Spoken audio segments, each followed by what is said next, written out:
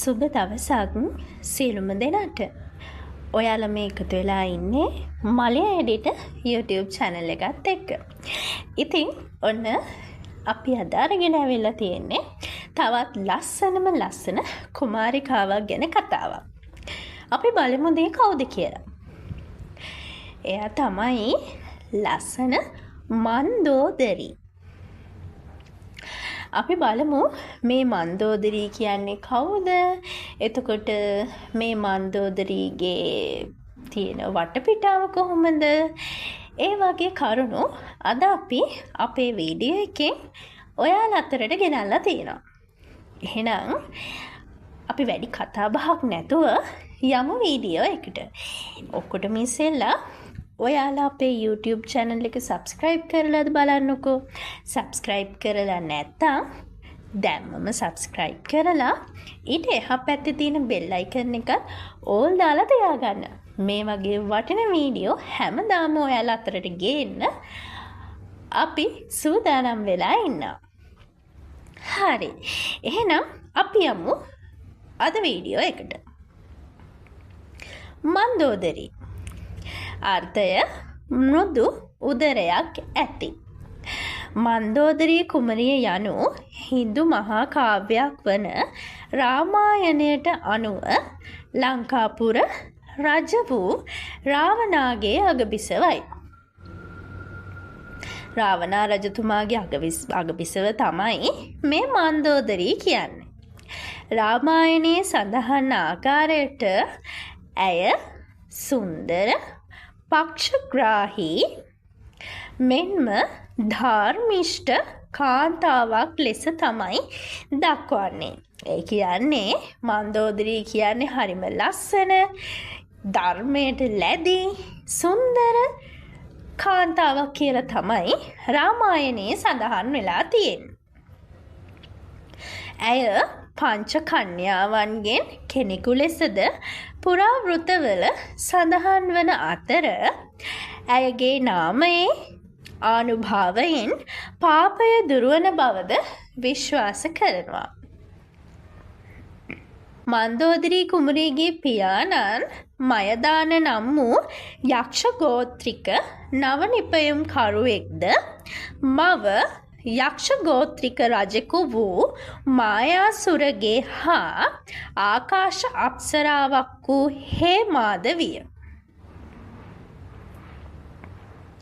මන්දෝදරී දාව මේඝනාද හෙවත් ඉන්ද්‍රජිත් ආතිකාය සහ අක්ෂය කුමාර නම් පුත්‍රයන් තිදෙනෙක් වූහ.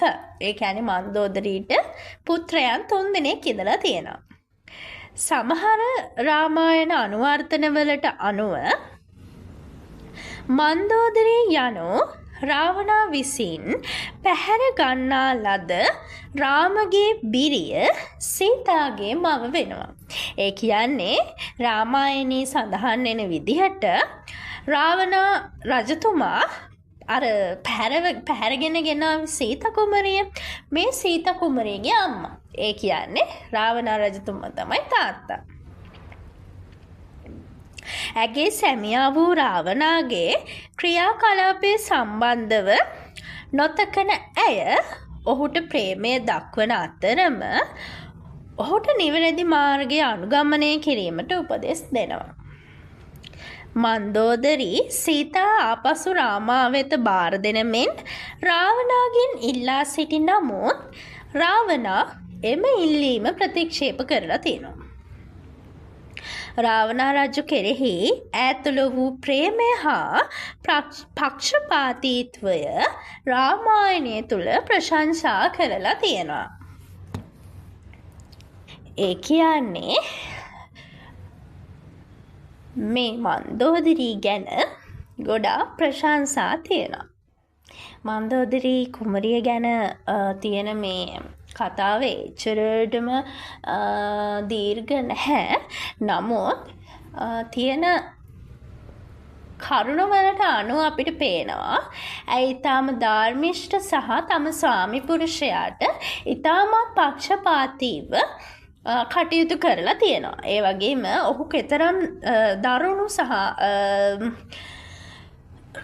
දරුණු වුණත් ඇය ඔහුට ප්‍රේම කරලා තියෙනවා සහ ඔහුට පක්ෂපාතීව ඉඳලා තියෙනවා.